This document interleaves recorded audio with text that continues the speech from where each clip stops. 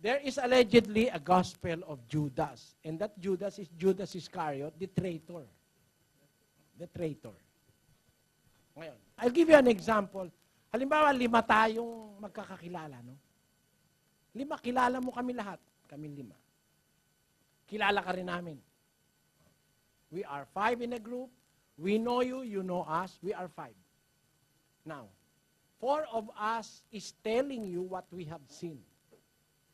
4 kami nagsasabi sa iyo na si Kristo hindi nag-asawa, hindi nga nanligaw, ano? Hindi nga ng ape, hindi nga nagkasala, etc. 4 kami. Tapos doon sa isang grupo, may magnanakaw at sinungaling at traidor magsasabi sa iyo, si Kristo nag-asawa, etc. etc. Sino paniniwalaan mo? 4 against 1 o 1 against 4? Di ba? Kanino ka maniniwala? Doon sa isang traidor, magnanakaw, ninanakaw yung pera, doon sa traidor na ibinenta yung amo niya, o doon sa 4 na walang record na masama. Di ba? 4 yan nagsulat Si Mateo, maniningil ng buwis. A man of dignity. Hindi ka malalagay sa paningilan ng buwis kung hindi ka a man of integrity. Matthew is a man of integrity.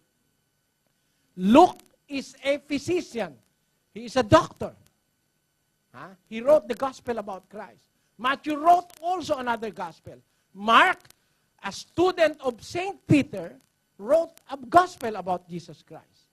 And John, the beloved disciple, which is not reported of doing any untoward thing in his whole lifetime, he is the beloved disciple because he is really a loving disciple, and Jesus Christ, our Lord, loved him. They all reported the same thing about Jesus. Here comes another, the traitor, a robber, a thief, who sold his Lord for 30 pieces of silver, writing gospel contrary to the 4 men of integrity. Whom are you going to believe? Is it 4 against 1 or 1 against 4? If you are wise, then you are going to believe the 4. They are men of integrity. They are men without being reported of any untoward incidences in their life.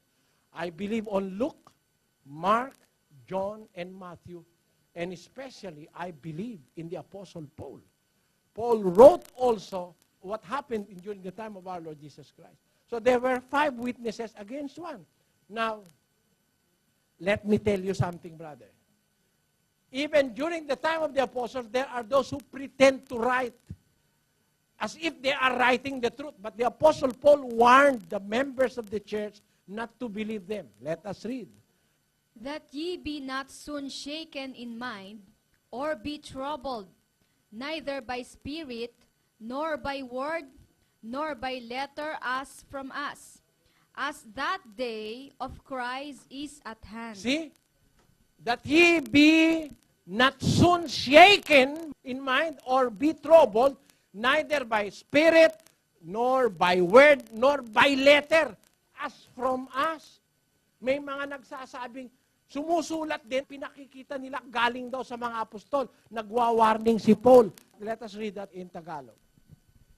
Upang huwag kayong madaling makilos sa inyong pag-iisip, at huwag din naman kayong mabagabag maging sa pamamagitan man ng Espiritu o sa pamamagitan ng salita o sa pamamagitan ng sulat na waring mula sa amin. Sa mga sulat na waring galing sa amin, kasama ron yung sulat ni Judas. If you are wise enough to choose who are you going to believe, I would rather believe the 5 persons of integrity than this one person who is reported to be a liar, a thief, and a traitor. And that is my answer.